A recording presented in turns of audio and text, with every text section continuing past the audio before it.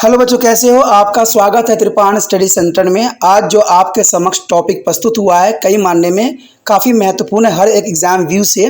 ठीक है, इसमें हम हर एक बात पे विस्तार पर चर्चा करेंगे और वो सारे जो है पहलू पर विचार करेंगे जो अब तक अछूता था। तो चलिए देखते हैं हमारा आज टॉपिक क्या है। आज जो दोस्तों हम करने जा रहे हैं एमए सोशियोलॉजी सेमेस्टर फर्स्ट, जिसका कोड आज रहेगा SOCR 413 विकास का समाजशास्त्र सोशियोलॉजी ऑफ डेवलपमेंट। हम जो आज करेंगे चैप्टर विश्व व्यापारीकरण यानी ग्लोबलाइजेशन। इसके अंतर्गत जो हमारा यहाँ क्वेश्चन आया है कि भारत में योजना बंदी की नीतियों में आई तब्दीलियों से स्पष्ट। देखिए क्वेश्चन कुछ भी हो सकता है, आपको समझना है। इसमें हम गांधी जी और नेहरू जी का विकास मॉडल के नीतियों की आलोचना भी करेंगे और रॉय मोहन नीतियों का भी व्याख्या करेंगे और साथ में भारत में आधुनिक विकास की नीतियों का भी जो है खुरजोर यहाँ पर प्रयास करेंगे जानने की। तो ये क्वेश्चन कई मानने में काफ़ी महत्वपूर्ण रहेगा एग्जाम व्यू से। ठीक है, इसमें आप क्वेश्चन समझ ही गए होंगे कि भारत में योजनाबंदी को नीतियों के जो है तब्दीलियों के बारे में हम जानेंगे। यह क्वेश्चन हो सकता है कि नेहरू और जो है गांधी जी की जो है विकास मॉडल की नीतियों के आलोचना सहित व्याख्या करना है, या हो सकता है कि भारत में आधुनिक विकास की नीति और रॉय मोहन नीतियों का व्याख्या। तो कई क्वेश्चन का हो सकते हैं, लेकिन इसका आंसर साफ तौर पे यही रहेगा जो आपके समक्ष प्रस्तुत किया जा रहा है। अगर हम बात यहाँ पर करें पंडित जवाहरलाल नेहरू की विकास नीतियों का, तो इसमें साफ होता है कि भारत के पहले प्रधानमंत्री पंडित जवाहरलाल नेहरू ने देश के आर्थिक विकास की समाजवादी ढांचे को प्राप्त करने की नीतियों का निर्माण किया। ये काफ़ी महत्वपूर्ण बात आता है कि महात्मा गांधी जी को जो विचार था वो प्रथम प्रधानमंत्री पंडित जवाहरलाल नेहरू का विचारधारा भी उसी प्रकार से था और वो भी जो है समाजवादी ढांचों को प्राप्त करने की नीतियों का ही अनुसरण कर रहे थे। और उनके अनुसार औद्योगिकरण से इस्पात बनता है। आपको पता है कि कोई भी देश को प्रोग्रेशन के लिए औद्योगिकरण होना काफ़ी महत्वपूर्ण है। औद्योगिकरण काफ़ी महत्वपूर्ण इसलिए भी होता है क्योंकि यहाँ पर हर तरह के रॉ मटेरियल बनाए जाते हैं और जिन कारणों से शक्ति पैदा होती है, यानी किसी देश में वो शक्ति पैदा होती है जो दूसरे देशों के समक्ष खड़ा रख सके उसे, और यह आधार होता है जिस द्वारा निर्माण कार्य आसानी से हो जाता है। देखिए अगर हमारा देश सशक्त होता है तो इससे हमारे देश का जो है हर तरफ बोलबाला होगा, और ये कैसे होगा? जब हमारा औद्योगिकरण जो है मजबूत होगा। और इसका आपने उदाहरण भी देख लिया होगा कोरोना वायरस में, जब अमेरिका के पास जो है मलेरिया का दवाई नहीं था तो भारत से उसने कहा, भारत ने थोड़ा विलम्ब कर दिया तो भारत को उसने धमकी भी दी। तो इससे पता लगता है कि औद्योगिकरण कितनी महत्वपूर्ण हो सकती है। भारत में योजना नीति का मुख्य उद्देश्य भारत का औद्योगिकरण करना है। योजना नीति का मुख्य उद्देश्य देखा जाए तो औद्योगिकरण के इर्द गिर्द ही घूमता है, जिसमें आरंभिक उद्योग का पहला स्थान दिया जाता है। यानी देखा जाए तो industrialisation process steel is a produce power. Industrialisation produce steel, it is a produce a power, they are the base, they are the base. Once you have got their base, it is easy to the build. The struggles is governing planning the India is the industrialized, and that mean the basic industries being to given their first place. This is the most important point here. जैसा कि हम जानते ही हैं कि नीति का अर्थ लंबे समय की योजनाओं से होती है। आपने देखा होगा 5 वर्षीय योजना, ये सारी योजनाओं के बारे में हमने पढ़ा भी होगा, और इनकी समय अवधि भी निर्धारित होती है। कम से कम ये 5 वर्ष तो रहती है। यानी देखा जाए तो नीति जो बनाई जाती है कई समय के लिए बनाई जाती है, जिसमें देश के साधनों का विकास किया जा सके और पिछड़ी अर्थव्यवस्था के लिए ऐसे यत्न किए जाएं ताकि निश्चित उद्देश्य की प्राप्ति हो सके। ये काफ़ी महत्वपूर्ण बात है कि नीतियाँ इसलिए बनाई जाती है कि हमारा जो पिछड़ा अर्थव्यवस्था है उसका जो है आगे से आगे बढ़ाया जा सके, विकास किया जा सके। आपने देखा ही होगा कि पंचवर्षीय योजना जब बनाई गई, पर पहली पंचवर्षीय योजना, तो उसमें जो है कृषि के ऊपर काफ़ी ध्यान दिया गया, क्योंकि जनरल सी बात है कृषि काफ़ी महत्वपूर्ण रहता है। उसके बाद गरीबियों के ऊपर ध्यान दिया गया, फिर उद्योगों के ऊपर ध्यान दिया गया। तो ये योजनाओं का अपना एक उद्देश्य होती है और इसी कारण से कोई देश जो है पावरफुल बनती है। भारत की आज़ादी के बाद देश में बड़े यत्न के जो है सिद्धांत को अपनाया गया, जो कि रोडन द्वारा किया गया था, और इस नीतियों को अपनाना गया जिसमें समय समय तक तब्दीलियाँ भी की गई। यानी देखिए, नीति का अनुसरण तो भारत में भी की गई। और देखा जाए तो भारत की आज़ादी के बाद देश में बड़े यत्न के सिद्धांत को अपनाया गया, जो कि रोडन द्वारा किया गया। देखिए, याद रखना ये बात को, ये काफ़ी महत्वपूर्ण है कि भारत में नीति जो बनाई गई वो फर्स्ट ऑफ ऑल जो थी रोडन के द्वारा बनाई गई, जो कि काफ़ी महत्वपूर्ण है। और साथ में ये भी बात देखा गया कि ये समय समय पर जो है बदलाव इसमें देखने को मिलता ही रहता है, यानी समय समय पर इसमें बहुत से संशोधन भी होते हैं। उसके पश्चात हमारे यहाँ पॉइंट आता है कि भारतीय योजनाबंदी नीतियों में तब्दीलियाँ। ये काफ़ी महत्वपूर्ण है कि भारतीय योजनाबंदी नीतियों में तब्दीलियाँ किस प्रकार से हुई है। भारत में पहली 5 वर्षीय योजना की नीति बनाते समय जो है कृषि को ज़्यादा महत्वपूर्ण स्थान दिया गया था। जैसे मैंने अभी आपको बताया कि भारतीय योजनाबंदी नीतियों में सबसे पहले जब 5 वर्षीय योजना बनाई गई थी तो कृषि को महत्व दिया गया था, क्योंकि भारत में जो है भुखमरी की समस्या पैदा हो रखी थी, ताकि देश में बढ़ती हुई जनसंख्या की ज़रूरतों को पूरा किया जा सके। क्योंकि जनरल सी बात है, सरकार की पहली प्राथमिकता यही रहती है कि भारत में जो कहते हैं भूखमरी की समस्या है उससे निपटा जाए, और ये तभी हो सकता था जब हम कृषि पे जो है आगे बढ़ाएं। और कृषि को आगे बढ़ाने के लिए हरित क्रांति की आवश्यकता थी, जो कि काफ़ी महत्वपूर्ण था। और इसके साथ उद्योग के विकास के लिए बड़े पैमानों पर आधार बनाने का निश्चय भी किया गया, जिससे लंबे समय में बड़े बड़े पैमानों के उद्योग स्थापित हो सके। और इसमें जो है देश में देखा जाए तो कृषि पे ध्यान दिया गया, और कृषि के लिए जो है उद्योगों का भी निर्माण किया गया। तो ये काफ़ी महत्वपूर्ण बात थी। इसलिए भारत में पहली नीति में मुख्य तौर पर निम्नलिखित उद्देश्य थे। देखिए, भारत में जो पहली 5 वर्षीय नीति बनाई गई थी उसका क्या उद्देश्य था।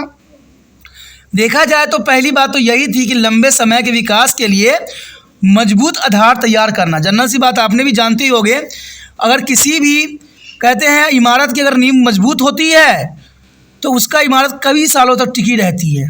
तो इसलिए सबसे लंबा बात यही दी गई कि विकास की जो नींव रखी जाए वो काफ़ी मजबूत रहे और खेतीबाड़ी और उद्योग का विकास हो सके। क्योंकि जब नींव अच्छी रखी जाएगी तो जनरल सी बात है विकास भी अच्छा से अच्छा होगा। इसलिए देश में जो है बहुमुखी योजना का निर्माण किया गया।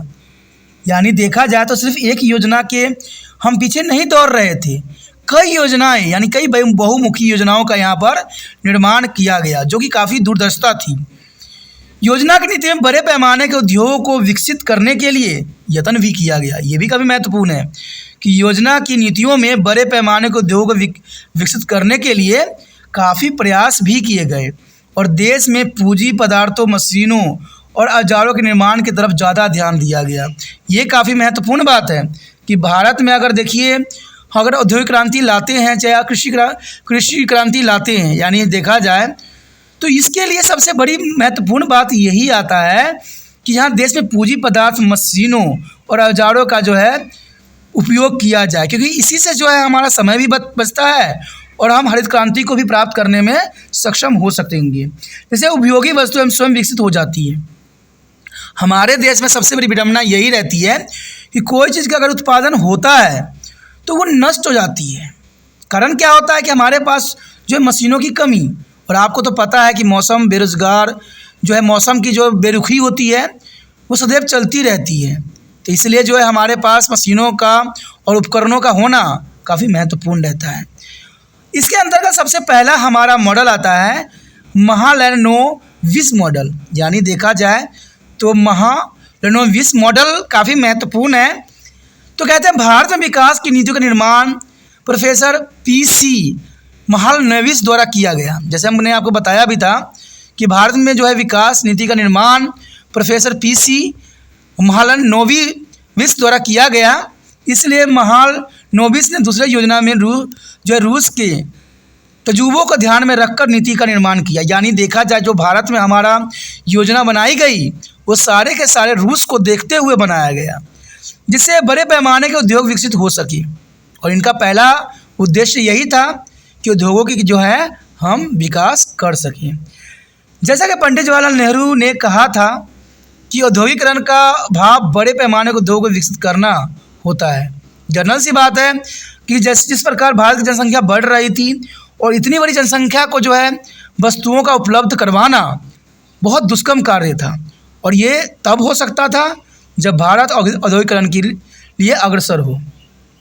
और यही बात पंडित जवाहरलाल नेहरू ने भी कहा कि इतनी बड़ी जनसंख्या को अगर ज़रूरतों को पूरा करना है तो हमें औद्योगिकरण को भी अपनाना है। और उनको शब्दों में यदि हम औद्योगिकरण करते हैं तो यह ज़्यादा महत्वपूर्ण है कि बड़े पैमाने को उद्योग का विकास किया जा सके। तो ये काफ़ी महत्वपूर्ण बात था महाजनोपोलिस मॉडल के अंतर्गत। यदि हम यहाँ पर आगे प्रोफेसर महालनोबिस की विचारधारा की बात करें तो उन्होंने साफ शब्दों में कहा था कि if we are to be industrialise it is of primary importance that we must have the heavy industry which build a machines. यानी देखा जाए तो उन्होंने वकालत मशीन की बिल्ड किया जा सकती है। उन्होंने साफ शब्दों में यही बात कहा, चाहे कुछ लोग बड़े पैमानों के उद्योग के हक में नहीं है, परंतु बड़े पैमानों को उद्योग जो है निम्नलिखित कारणों के कारण ज़्यादा महत्वपूर्ण स्थान रखती है। तो जनरल सी बात है, औद्योगिकरण इसलिए भी महत्वपूर्ण रखता है कि अगर समाज को सही रूल रेगुलेशन के साथ आगे ले जाया जाए तो इसके लिए औद्योगिकरण होना बहुत ज़रूरी है। अगर इन्हीं के पॉइंट का आगे ध्यान में हम रखते हुए आगे चले तो कहते हैं बर्तानवी राज्य दौरान भारत के खेती प्रधान देश बनाया गया। आपको पता ही होगा कि भारत हमेशा से ही कृषि प्रधान देश के रूप में जाना जाता है, और ये बर्तानवी राज्य के दौरान भी ऐसा ही था। इसलिए भारत में न सिर्फ खेती बाड़ी ही पिछड़ी हुई हालत में थी बल्कि उद्योग भी विकसित नहीं हुए थे। क्योंकि देखा जाए कि अंग्रेज़ों ने जिस प्रकार भारत को छोड़ा उस समय खेती बाड़ी इतनी विकसित नहीं थी, बिल्कुल पिछड़ी हालत में थी। और देखा जाए तो भारत का उस समय जो है उद्योग भी पिछड़ापन का शिकार हो रखा था। अगर भारत खेती बाड़ी में बढ़ रही जनसंख्या के दबाव कारण उत्पादन शक्ति तेज़ी से कम रही, जिसके लिए औद्योगिक क्षेत्र में ऐसे औजार का निर्माण महत्वपूर्ण था जिनमें खेती बाड़ी विकसित हो सके। अब देखिए, कोई चीज़ का अगर आगे हम देखना चाहते हैं विकास होते हुए तो जनरल सी बात है उसको जो है औद्योगिकरण से जोड़ना जरूरी है, और उसके लिए मशीनों का बहुत उपयोग करना ज़रूरी है। अगर हम चाहे वो डॉक्टरी फील्ड में देखें, चाहे हम कृषि क्षेत्र में देखें, चाहे इंडस्ट्री क्षेत्र में देखें, अगर आपके पास आधुनिक मशीनों हैं तो जनरल सी बात है हमारा देश जो औद्योगिकरण के उस चरम सीमा पे पहुंच सकता है जहां पर हमने सपना देखा था। अगर हम अगले पॉइंट की बात करें तो ये साफ करता है कि बड़े पैमाने के उद्योग सिर्फ खेती बाड़ी के विकास के लिए ही ज़रूरी नहीं थे। जैसे मैंने बताया भी कि खेती बाड़ी को विकास करके आप कुछ भी नहीं कर सकते, आपको चौतरफा विकास करने की ज़रूरत है, हर क्षेत्र को विकास करने की ज़रूरत है, बल्कि इनका विकास बढ़ रही बेरोजगारी को दूर करने के लिए भी महत्वपूर्ण था। और मान लीजिए खेती बाड़ी आप करके जो है औद्योगिक क्रांति को प्राप्त कर जाती हो, लेकिन अगर खेती बाड़ी से उत्पन्न चीज़ों का अगर हम इस्तेमाल और ढंग से नहीं रखे, संरक्षित नहीं किए, तो जनरल सी बात है कि वो हमारे लिए जो है बहुत ही दुष्कर्म कार्य हो सकता है। और सबसे बड़ी बात तो है कि देश में बेरोजगारी की समस्या भी पैदा करने के लिए अग्रसर हो सकता है। तो ये दोनों बात महत्वपूर्ण यहाँ पर रखता है। कहते हैं उद्योग के विकास होने संबंधी उद्योग स्वयं ही विकसित हो जाती हैं। उद्योग के विकास होने से संबंधित उद्योग स्वयं ही विकसित हो जाते हैं, इसलिए उद्योग का विकास ज़्यादा महत्वपूर्ण माना गया है ताकि आवाजाही, संचार और बैंक प्रणाली आदि विकसित हो सके। तो काफ़ी महत्वपूर्ण है इस चीज़ों के लिए। अगली पॉइंट की तरफ अगर हम रुख करें तो कहते हैं मजदूरों की उत्पादन शक्ति में वृद्धि करने के लिए ये ज़रूरी था कि बड़े पैमाने के उद्योग विकसित हो सका। तो हो सकने की बात देखा जाए तो विकसित होना जरूरी रहता है। प्रोफेसर महालनोबिस द्वारा दी गई नीति और जो है आलोचना प्रोफेसर वकी और ब्रह्मानंद ने इस बात को जो है अलग ही व्याख्या किया। चलिए देखते हैं उनके द्वारा क्या व्याख्या की गई थी। तो यहाँ पर देखा जाए प्रोफेसर महालनोबिस द्वारा दी गई नीतियों का आलोचना जो था प्रोफेसर वकील और ब्रह्मानंद ने साफ शब्दों में किया। उनके द्वारा अपनी पुस्तक जो थी planning for an expanding economics. देखिए दोस्तों, क्योंकि आप एमए कर रहे हो तो इस बात को आपको ध्यान रखना चाहिए कि हमने जो है जो बड़े बड़े लोग होते हैं, बड़े बड़े जो साइंटिस्ट होते हैं जिन्होंने किताबों की बनाई है, जिन्होंने अपनी थ्योरी दी है, तो आपको उनकी जो है गलतियों को जो है नोट करना है, तभी जाके अगर आगे आप पीएचडी भी करते हो तो वहाँ बहुत काम आ सकता है। कि जनरल सी बात है, आपको किसी एक को जो है मॉनिटर बनाना है और उसको आगे लेके जो है अपनी पीएचडी करनी है। तो एमए यहाँ से शुरुआत एमए से ही होता है। अगर एमए में अगर आप ढंग से पढ़ते हो और हर एक शब्द के बारे में जानते हो तो जनरल सी बात है आपके लिए पीएचडी भी बहुत आसान बन जाता है। ठीक है, तो यही बात यहाँ पर भी किया गया कि प्रोफेसर महालनोबिस के द्वारा जो बात कही गई उसको 2 प्रोफेसरों ने जो है उसको आलोचना किया, जिसमें प्रोफेसर वकील और दूसरा जो थे ब्रह्मानंद थे, जिन्होंने अपनी पुस्तक जो है प्लानिंग ऑफ एक्सपेंडिंग इकोनॉमिक्स में इस बात की आलोचना की। दूसरी योजना की नीतियों का आलोचना जो है वी.आर. सिन्यास ने द्वारा की गई है और अन्य शास्त्रियों के द्वारा अनुसार भारत में खेती बाड़ी न सिर्फ पिछड़ी हुई है बल्कि खेती क्षेत्र में जनसंख्या तेज़ी से बढ़ रही है। इसलिए ऐसी जो है नीतियों की ज़रूरत थी जो बढ़ती जनसंख्या के लिए रोजगार के मौके प्रदान कर सकी, इसलिए पुण्य रोजगार प्राप्त किया जा सके, ये भी विचारधारा थी। तो ये काफ़ी महत्वपूर्ण है कि ऐसी नीतियों की ज़रूरत थी जो बढ़ती जनसंख्या के लिए रोजगार के मौका प्रदान कर सके, इसलिए पूर्व जो है रोजगार प्राप्त किया जा सके। तो ये काफ़ी महत्वपूर्ण बात था कि जो देश पिछड़ी हुई होती है उनके लिए महत्वपूर्ण बात रहता है।